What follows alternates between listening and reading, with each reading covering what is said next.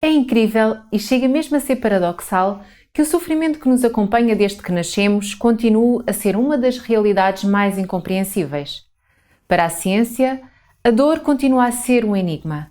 Diz-nos Alfred Musset: ninguém se conhece a si mesmo até que passe pelo sofrimento.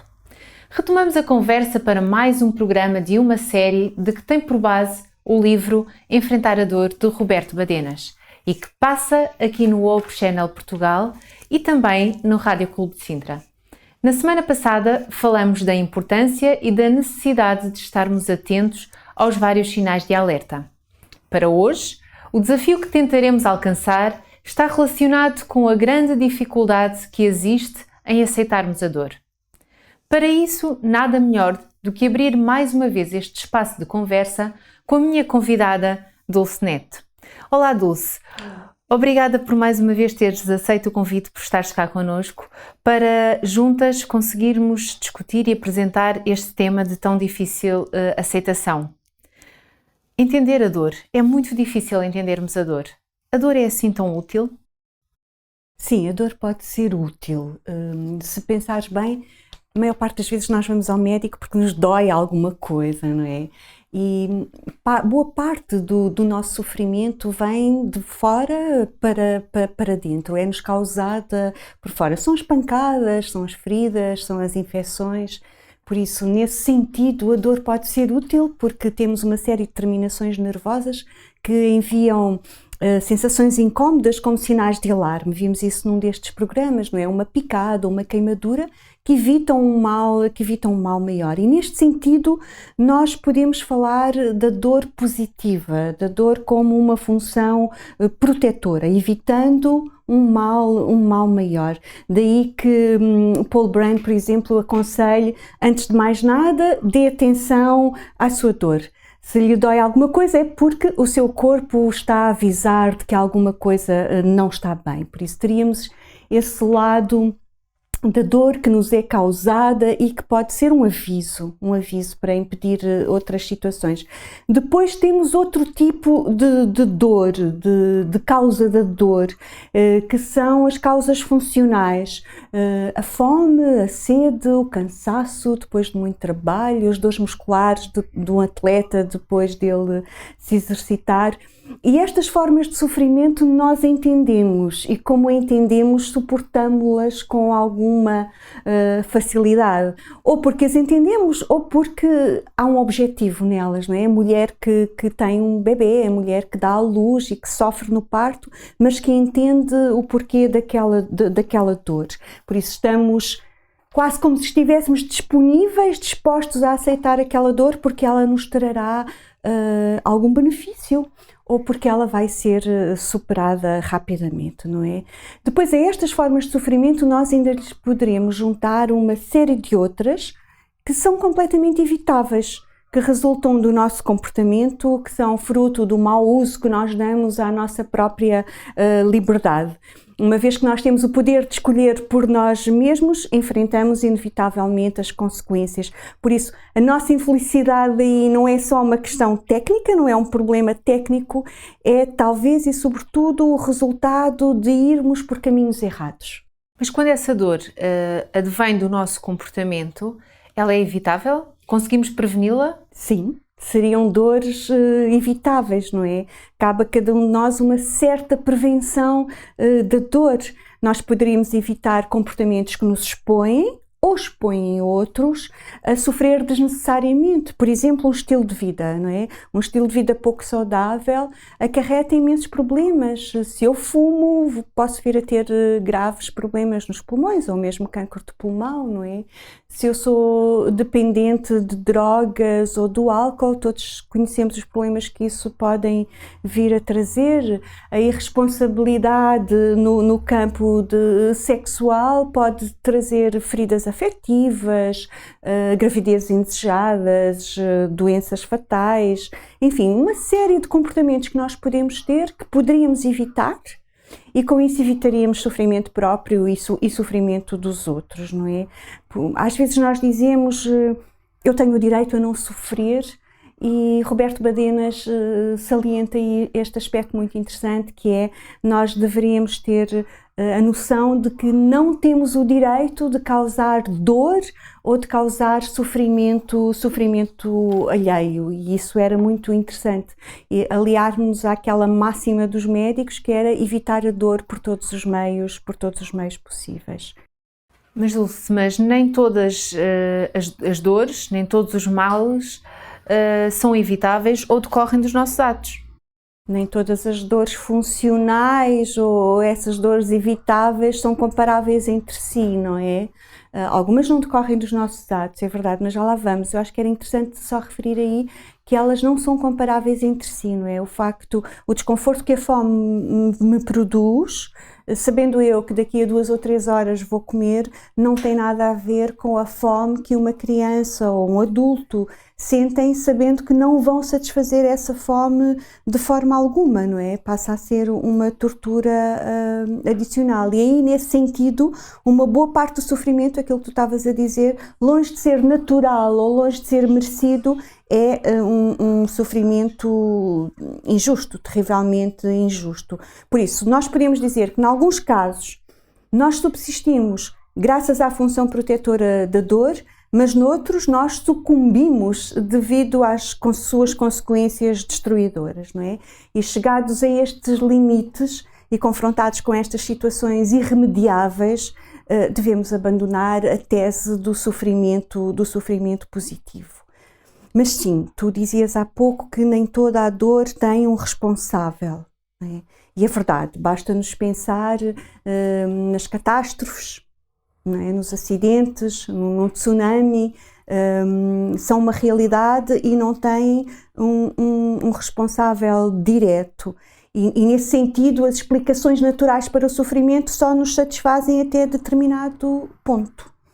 É verdade que ao longo dos tempos todas as religiões tentaram dar ou dão respostas metafísicas ao problema da dor do mal. Ao problema do mal, não é? Umas explicam o mal como consequência da transgressão da ordem natural das coisas, nós vemos isso muito nas sociedades animistas, outras pela consequência ou pelo castigo divino dos pecados da humanidade, muito nas religiões teístas, e outras ainda como um meio de purificação, um meio de privilegiado para progredirmos, para sermos melhores, que é muito nas tradições orientais. Esta tentativa de dar uma explicação ao sofrimento dentro de uma concepção filosófica ou dentro de uma concepção religiosa do mundo acaba por ficar marcado pelas convicções que cada um tem e por isso dá uma explicação de uma forma ou outra à dor e assim se fala dela de uma maneira ou outra, não é? Mas é uma característica muito própria nossa como seres humanos e sobretudo numa sociedade democrática tentarmos arranjar responsabilidades para tudo e criar como se fosse um bode expiatório. Às vezes sem fundamento, mas procuramos sempre justificar a desgraça apontando-a sempre a um responsável. Sim, há muitas tradições que nos dizem que não nos devemos rebelar contra a desgraça porque ela é da vontade divina, não é? Ou seja, o responsável por tudo aquilo que nos acontece é Deus, pelo bem, mas também pelo mal. E esta ideia de que o sofrimento é um castigo divino é uma ideia que nos revolta. Badenas cita uma vizinha dele que tem uma expressão muito interessante e que eu também já ouvi, que é: dizem que Deus faz sofrer aqueles a quem ama, mas então eu prefiro que Ele me deixe em paz. Eu já ouvi a expressão de: bem, então eu prefiro que Ele me ame um bocadinho menos.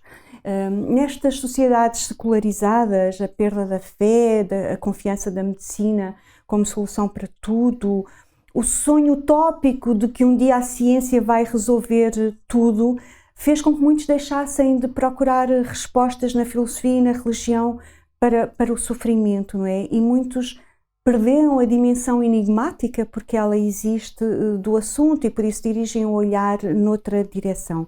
Mas do ponto de vista da bioética, costuma-se fazer a distinção entre a dor e o sofrimento. Se a dor se pode combater, custe o que custar, o sofrimento, por outro lado, não tem as mesmas possibilidades de tratamento terapêutico, até porque as circunstâncias que produzem o sofrimento não se podem alterar com fórmulas específicas, não é? É diferente da dor física. E perante isto, a medicina assistencial continua à procura de novos recursos para combater ou para diminuir as diferentes formas de dor. Agora, a dor moral, a ciência começou a descobrir que há um número incrível de situações em que elas nascem da dor moral. E ao contrário da dor física, o sofrimento não tem a sua origem nem em acidentes, nem em catástrofes naturais. Surge, na maior parte das vezes, do conflito entre os nossos desejos e a nossa realidade, não é? E nós devíamos ter muito bem esta noção de que o sofrimento moral é inevitável num mundo injusto e profundamente humano, um mundo onde nós ainda vivemos, não é? Embora haja estudos que hoje em dia apontem que, às vezes, em estados de tristeza profunda e nesse sofrimento profundo, que ao baixar as defesas imunitárias, que surge a dor física. Exato, é a relação psicossomática, não é? Estás-te a referir a essa Não ligação. tanto a psicossomática, mas o despertar do sistema imunitário. Porque numa tristeza profunda, o sistema imunitário vai abaixo, numa linguagem muito prática, e o nosso sistema fica aberto ao ressurgir de traços genéticos ou de dores provocadas por ambientes externos, porque estamos mais libertos e mais sugestivos. Ou seja, há que ter tanto cuidado com a dor moral quanto com a dor física, é isso que tu me estás a dizer, porque uma leva à outra, não é? Exatamente. As duas interligam-se, claro. Mas responder à pergunta de por que sofremos não é fácil. Não. Não é de todo fácil, não é? Tu estavas a falar nisso e eu estava-me a lembrar que na dor moral há três situações que os especialistas referem muitas vezes, que é o stress, a solidão e a depressão, como fatores muito determinantes e muito importantes. E eu não gostava de deixar de passar por aí, não é? O stress, nós sabemos o que é, não é? É a pressão que nós temos para fazer muitas coisas, pressão emocional ou não, esta sensação que a vida moderna nos dá de que temos que fazer tudo muito rapidamente e tudo muitas vezes sem saber até onde, esta pressa que parece que nos domina. A solidão, por seu turno, é a falta de apoio emocional, não é? Isso podemos ver de diversas maneiras e de muitos aspectos, desde a falta de comunicação com os outros, a falta de possibilidade de ter alguém que olhe para nós de uma forma menos subjetiva, que nós olhamos para os nossos problemas e que nos ajuda a resolver. E às vezes nós também nos sentimos sós porque temos a impressão de que estamos sós, não é? Badenas refere isso de uma maneira muito interessante e isso às vezes parece que era tão fácil resolver esse problema. As pessoas só precisavam de alguém que estivesse junto delas e que reconhecesse as coisas que elas vão fazendo. E a depressão, não é? A depressão é uma doença complexa e há uma frase muito interessante que ele usa, que é, ele diz que quando se aborda a depressão apenas em termos unicamente psicológicos ou espirituais, se cai no erro de exigir a fé ou a motivação quando estas são impossíveis de fabricar por nós mesmos.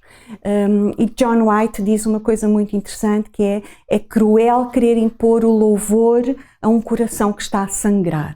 Pronto, achei que isto era muito interessante referir. Mas sim, voltando à tua pergunta, as múltiplas causas da dor. Roberto Badenas enuncia algumas, ele tenta resumir e tenta sintetizar algumas. Ele diz: sofremos em primeiro lugar porque somos humanos. E porque somos humanos, somos vulneráveis, não é? Por isso, a nossa realidade física é mortal, por isso nós ferimos-nos, ficamos doentes, envelhecemos, morremos, não é?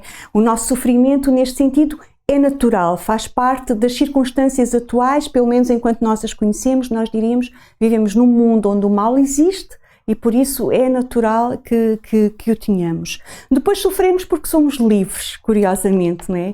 E porque somos livres podemos assumir comportamentos errados, podemos tomar decisões que nos vão magoar a nós, e por isso somos nós que nos fazemos sofrer a nós, mas também aos outros.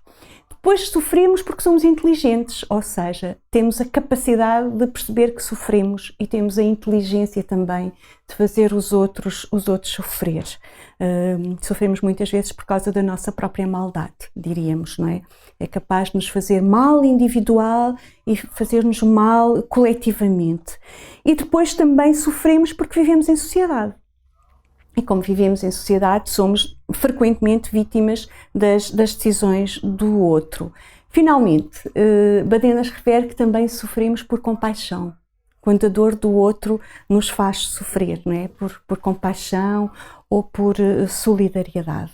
Mas, como seres humanos, nós acabamos por nos interrogar que sentido tem o sofrimento quando todos os nossos esforços para diminuí-lo ou para evitá-lo chegam ao limite. Por isso há aqui uma necessidade de indagar do próprio sofrimento, das suas causas últimas. E Badenas dá-nos um conselho. Ele diz: enquanto continuamos à procura de soluções, podemos aceitar a máxima do movimento Emaús, que diz devemos lutar contra o sofrimento e eliminar as suas causas, enquanto não temos as respostas para todas as nossas perguntas. Obrigada, Dulce. É sempre bom ter-te cá connosco. Obrigada porque fizeste-nos refletir um pouco novamente entre o sofrimento e a dor e de que forma é que nós podemos avançar com a nossa vida dia a dia. Durante alguns minutos tivemos a oportunidade de discutir sobre a utilidade da dor. Falamos sobre o sofrimento natural, sobre o sofrimento evitável e destruidor, e ainda sobre a tragédia e o fatalismo. Por outro lado, falamos da resignação e da revolta. Há múltiplas causas de dor. É de nos questionarmos porque é que sofremos. Mas, acima de tudo, a grande máxima deve ser sempre lutar contra o sofrimento e eliminar a causa. Ter a lucidez e a coragem necessárias para lutar ou assumir a dor. Antes de terminarmos, quero ainda lembrar-lhe que pode receber gratuitamente um exemplar deste livro Enfrentar a Dor. Basta que ligue para o nosso número ou envie o seu pedido por e-mail. Já sabe, pode solicitar um exemplar para si e mais exemplares para oferecer aos seus familiares ou amigos. Quanto a nós, voltamos na próxima semana para mais um programa que terá como tema central o Enigma do Mal. Não falte, até lá!